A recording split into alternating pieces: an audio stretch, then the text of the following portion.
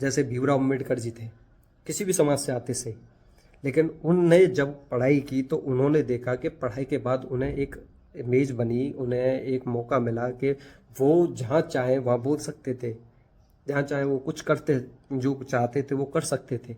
इतनी ताकत उन्हें सिर्फ और सिर्फ एक ताकत के बल पर मिली।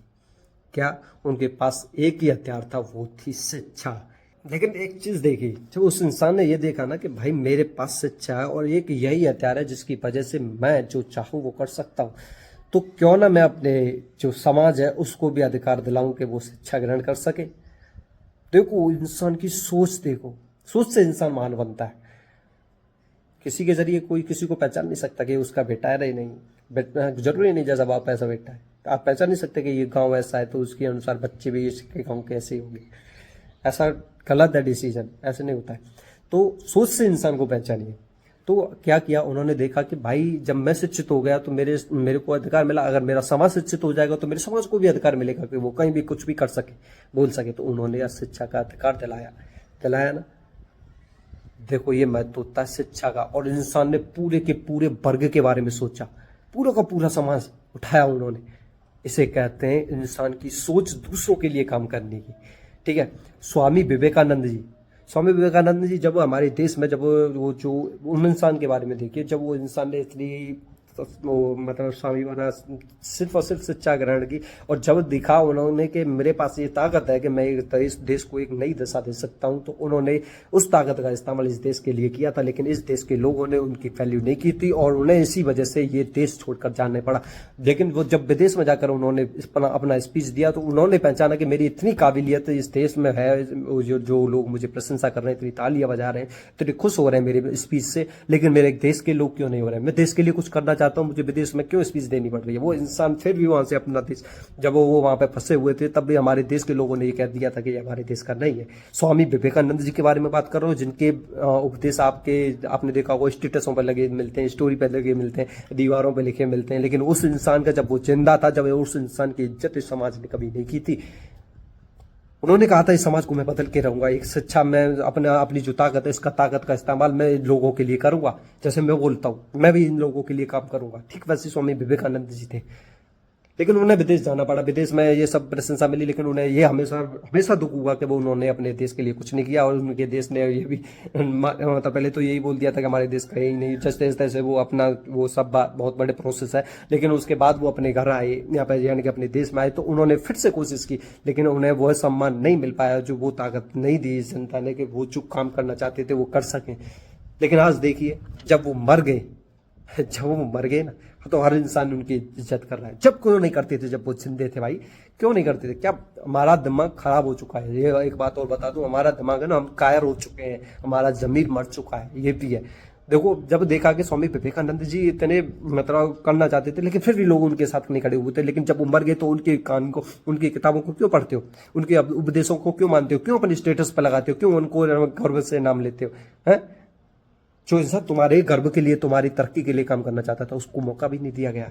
सिर्फ तुम्हारी नकारात्मक, जो जनता की नकारात्मक, जो लोग कायरता दिखा रहे थे उस समय। आप एपीजे अब्दुल कलाम जी को ले लो, देखो इनको सबको देखिए, सब अलग अलग जाति से। अभी ये धर्म भी देखो, धर्म भी बदल गया। एपीजे अब्दुल कलाम जो इस देश के राष्ट्रपति बने, वहाँ मिसाइल दी इस देश के लिए, इतनी ग्रोथ की थी, इतना तरक्की के लिए काम किया था उस इंसान ने, कि सिर्फ और सिर्फ उन्होंने इस देश के लिए, मतलब इस देश को एक नई ताकत बनाने की पूरी की पूरी ताकत लगाती थी, इस देश को ताकत बनाने के लिए, एपीजे अब्दुल कलाम को। तो आपको तो अच्छे से जानते हो यार। आप कैसे डिसाइड कर सकते हो कि मुस्लिम वर्ग कैसे होंगे, या SC ST के ऐसे होंगे, या OBC जनरल के ऐसे लोग होंगे, या इस गांव से ऐसे लोग होंगे, इस पंचायत से ऐसे लोग होंगे? नहीं, इंसान को सिर्फ और सिर्फ उसकी मानसिकता से छोटा और बड़ा समझना चाहिए। हमें सिर्फ उसकी, ना तो उसकी जाति देखनी है, ना धर्म देखना है, ना कोई विदेश देखना है या देश देखना है, कुछ नहीं देखना है। सिर्फ और सिर्फ ये देखना है कि इसकी जो सोच है वो क्या है, क्या चाहता है ये, उसके अनुसार उसे या हमें ये डिसाइड करना चाहिए कि हाँ इसे सही कहेंगे या गलत।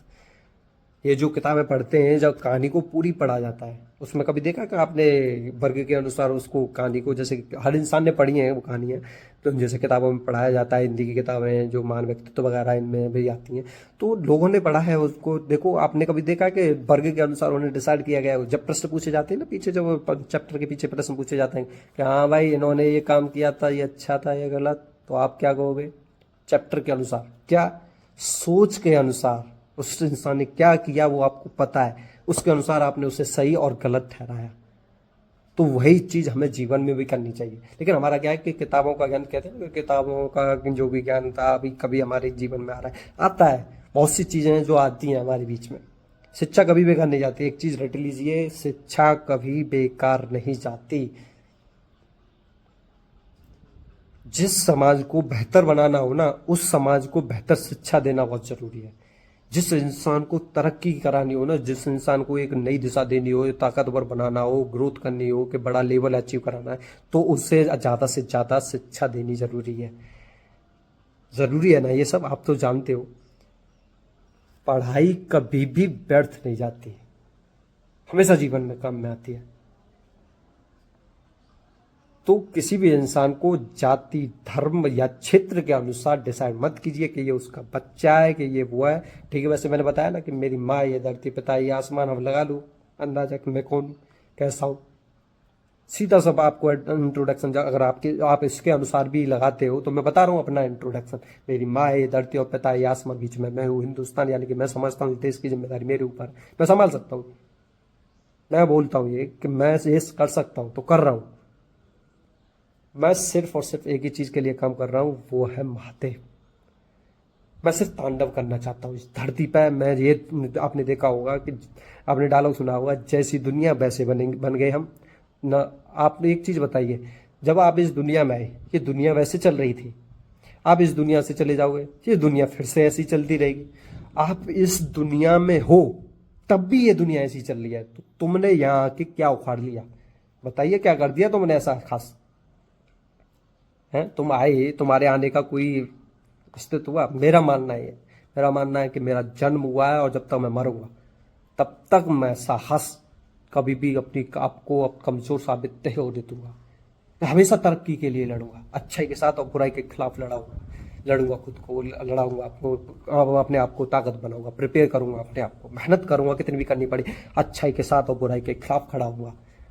मैं ये सिद्ध करके रहूंगा कि महादेव के भक्त हल्के नहीं होते। मैं ये आपको इसलिए नहीं बोल रहा हूँ कि हिंदू धर्म के लोगों की सपोर्ट चाहिए। मैंने फिर भी बोला है, अभी भी बोला है, धर्म से, जाति से और उसके क्षेत्र से, किसी देश से आप ये अनुमान नहीं लगा सकते कि ये इंसान अच्छा या बुरा है। अच्छे लोग दूसरे देशों में नहीं रहते हैं क्या? आपके देश में, हिंदुस्तान में ही रहते हैं अच्छे लोग, हाँ? और बुरे लोग क्या आपके देश में ही है? भारत देश में आपके वो नहीं होते बुरे लोग? हिंदुओं में बुरे लोग नहीं होते, जातियों में बुरे लोग नहीं।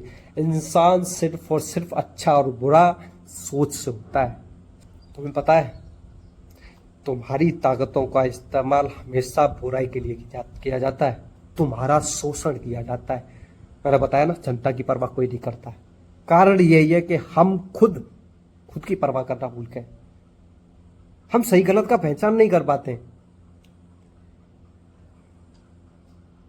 अरे जो सही है, देखो ऐसा होता है कि जब लग रहा है कि अच्छा हो रहा है, देखो ऐसा होता है कि हम सब चाहते हैं अच्छा खाना, अच्छा पीना, अच्छा रहना, अच्छा सोना, हर चीज हम अच्छा चाहते हैं। अच्छी पढ़ाई, अच्छी सैलरी चाहिए हमें, अच्छा बिजनेस चाहिए, हर चीज अच्छी चाहिए हमें, है? लेकिन अच्छा काम करना नहीं चाहते, क्यों नहीं? अच्छा काम करने में क्यों दिक्कत है? हमें चाहिए सब कुछ अच्छा। हमारा क्या है कि जब, चलो ऐसा होता है कि बहुत से लोग ऐसे होते हैं जिनके अंदर ये काबिलियत नहीं होती है, मौका नहीं होता है कि वो कुछ कर पाए, या मौका नहीं मिला होता है, या कुछ भी होता है ऐसा। तो ऐसा कर रहे हैं ना कि जो लोग अच्छा काम कर रहे हैं उनके साथ खड़े होइए। भाई मैं खड़ा हूं तेरे साथ, कंधे से कंधा बढ़ा के बोलिए, कहिए भाई गर्व के साथ कि मैं खड़ा हूं। और हाँ, अगर तू गलत राह पर, बुराई की राह पर, तो मैं तेरे खिलाफ खड़ा हूं, कहिए उसके मुंह पे। उसे ये तो पता चलेगा वो सही है गलत है। हाँ, गलतियां होती है बहुत से लोगों पर, वो पहचानेगा हम मुझसे कोई गलती हुई है क्या, उसमें सुधार होगा तो अच्छा होगा ना। और अच्छाई के लिए अगर तुम बोल नहीं सकते, अच्छा है, मतलब लग रहा हो कि बुराई जीत रही है, उसके लिए हथियार नहीं उठा सकते, या आप किसी भी प्रकार से मतलब ऐसा नहीं कर पाते कि किसी की सहायता तुम नहीं कर पा रहे हो, तो ऐसा कीजिए कि जो लोग दूसरों की सहायता करने की चाहत रखते हैं, जो दूसरे के लिए काम आ रहा है, तो उसमें जो मैं कर सकता हूँ वो उसके साथ खड़े होकर करिए ना, जो कर सकते। बोलना, लड़ नहीं सकते तो बोल सकते हो, बोल नहीं सकते तो भाई उसके साथ खड़े होकर भीड़ तो बढ़ा ही सकते हो, बैकग्राउंड बनाइए। तो हम अपनी ताकतों का इस्तेमाल कई तरीके से कर सकते हैं। हमारी एक, मैंने बताया ना, मेरी एक ही मंजिल है, महादेव। एक मंजिल है और रास्ते जाने के, किसी भी रास्ते से मैं मतलब मैं हर हाल में अपने मंजिल तक पहुंचा कर रहूंगा। ये समाज मुझे ठुकरा दे, मैं अगले समाज को देख लूंगा, ये वो ठुकरा देगा और देख लूंगा। जैसे कि मैंने आपको बताया कि मैं आपकी जो विचारधारा को लेकर लोगों से मिला, देखा मैंने कि लोगों मतलब आप बड़ी बड़ी ताकतों से मिला कि जनता के लिए करना है, तो कोई नहीं आपके लिए खड़ा हुआ, लेकिन ये हुए मिले ना, ठीक वैसे मुझे कहीं और समाज भी मिल जाएगा। लेकिन आप ये सोचिए कि आप क्या बदलने वाले हो, सोचिए। अगर ये दुनिया जैसी पहले चल रही थी और आप भी चल रही है और जैसी चलती रहेगी, तो तुम्हारे इस धरती पर आने का कोई फायदा है?